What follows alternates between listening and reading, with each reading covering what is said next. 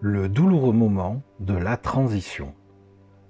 Moment nécessaire, chacun l'a déjà vécu, peut-être plusieurs fois, et pourtant il est difficile de décrire ce que nous serons dans 10 ans. Le changement semble difficilement envisageable, comme si nous étions arrivés à notre stade ultime de développement.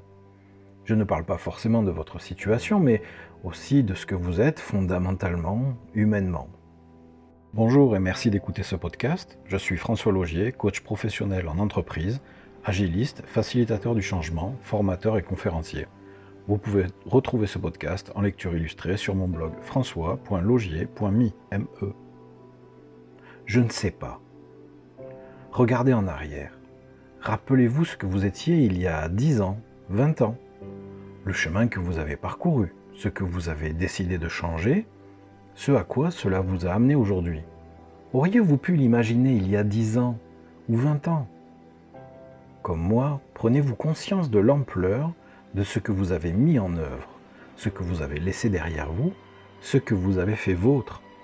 Comment peut-on prédire tout cela? J'accepte. Lorsqu'un changement survient, c'est pour répondre à un mal-être, une dissonance, une désaffection. Ce qui, jusqu'à présent, participait de votre réalité aujourd'hui, n'a plus de sens, vous coûte, vous épuise, vous déprime. L'environnement que vous vous êtes créé ne reçoit plus parfaitement ce en quoi vous croyiez. Votre cadre a bougé. Vous avez évolué. Pour ma part, je constate que j'ai changé beaucoup de choses importantes dans ma vie en quelques années.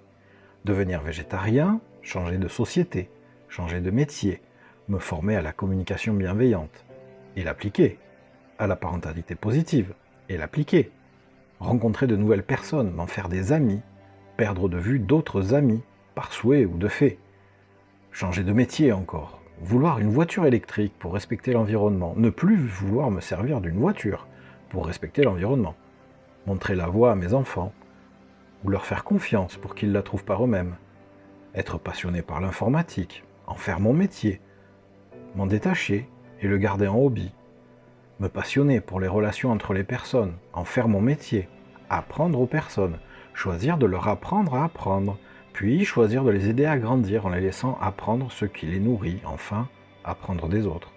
Chaque changement ou prise de décision, qu'elle soit lourde ou plus légère, est la suite naturelle d'un ras-le-bol, un trop-plein, une inadéquation entre mes actes et mes pensées.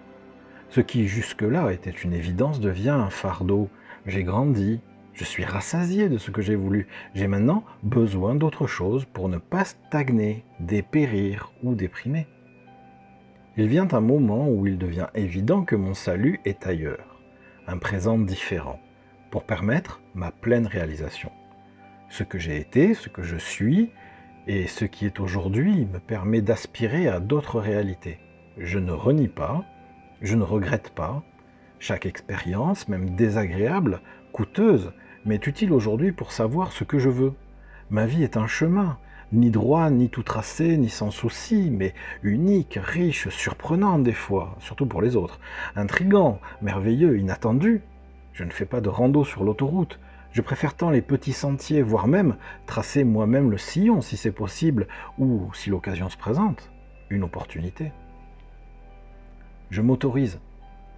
Le changement est inévitable, souhaitable. J'ai compris cela, je l'ai appris en me formant.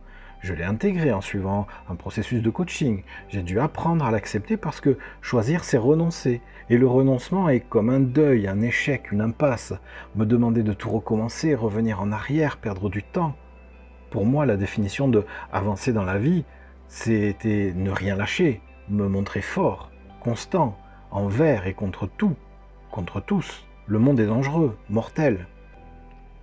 J'ai compris que le monde est à moi parce que le monde est aussi moi, et que je fais du monde ce que je le crois être, je fais des autres ce que je crois qu'ils sont, je fais d'une situation ce que je crois mériter.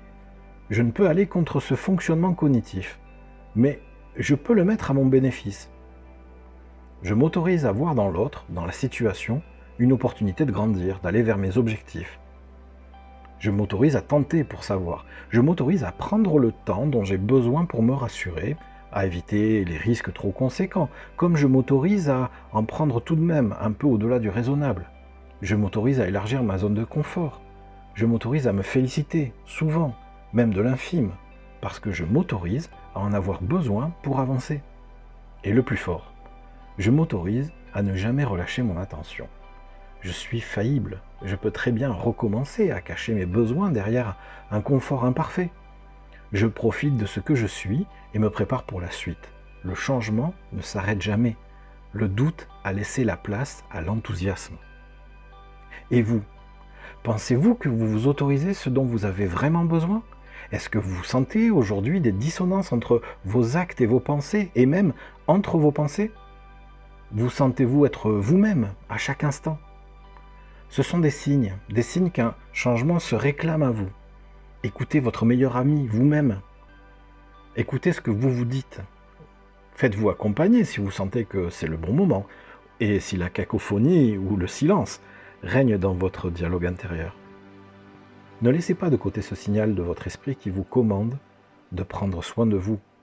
Alors, prenez soin de vous.